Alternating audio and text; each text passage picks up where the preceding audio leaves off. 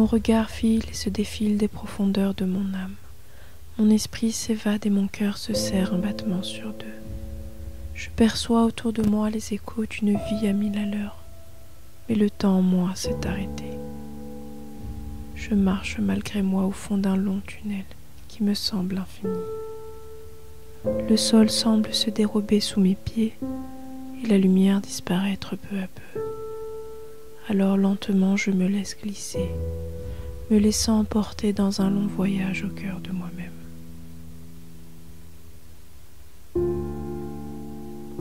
À chaque étape de leur vie, les enfants d'Adam apprennent sur eux et font ce voyage bon gré mal gré vers l'intérieur de leur être. On se retrouve ainsi à dépasser ses frontières et repousser ses limites.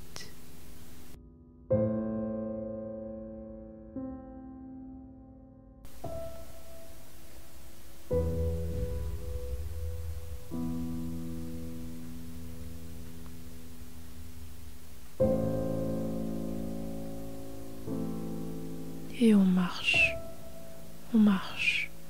et un jour on se retrouve face à une impasse.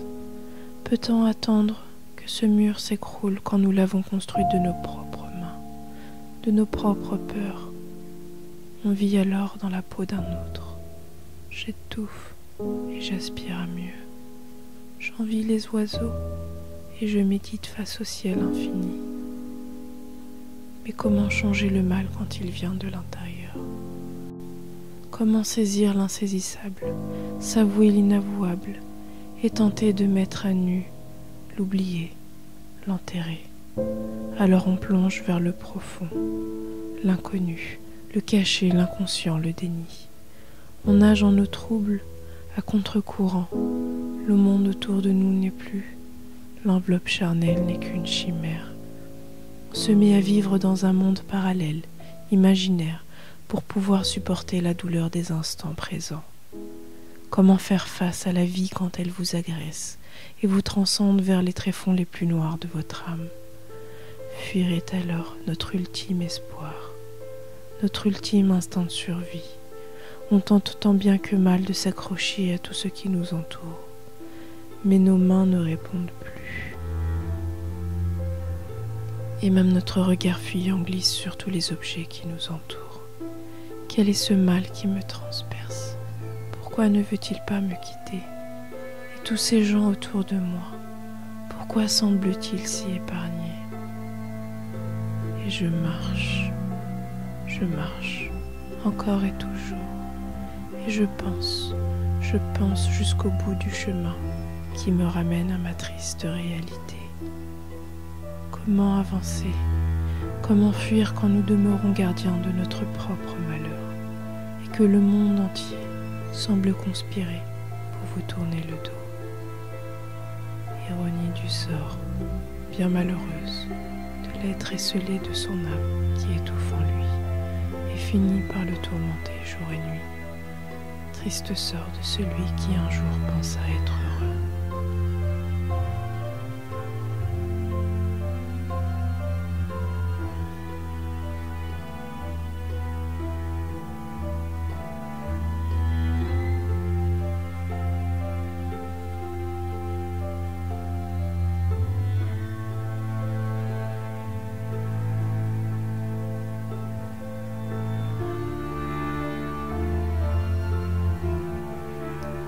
Et quand au bout du chemin, le destin semble arrêté et que la possibilité d'un monde meilleur implique l'abandon d'une autre, mes pas hésitent et mon cœur flétri retient son souffle. Sortir de l'ombre ne se fera pas en un jour. Et les va-et-vient constants entre l'ombre et la lumière dessinent les contours de mon âme aveuglée. Et le temps s'arrête.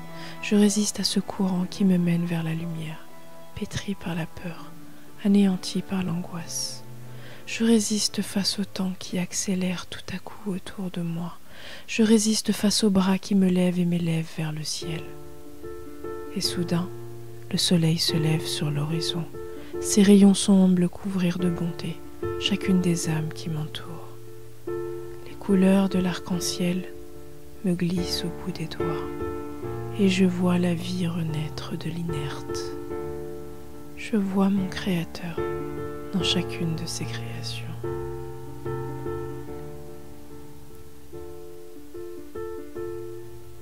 Une brèche s'ouvre devant mes yeux et m'offre les promesses d'un voyage vers mon destin. Et je vois la vie. Je vois les horizons de lendemains meilleurs qui semblent se dessiner devant mes pas.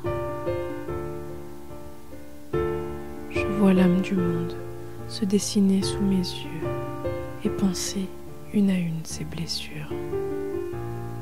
Les sons et la lumière autour de moi m'envahissent et je tente d'avancer, ébloui et désorienté.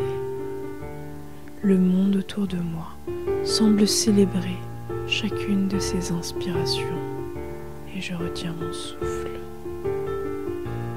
Mon cœur s'emballe rythmé par les pas d'un avenir inconnu, incertain, mais guidé par l'amour de l'Éternel. Et je me laisse guider, l'âme meurtrie mais légère, en sentant lentement sur mon dos mes ailes se déployer.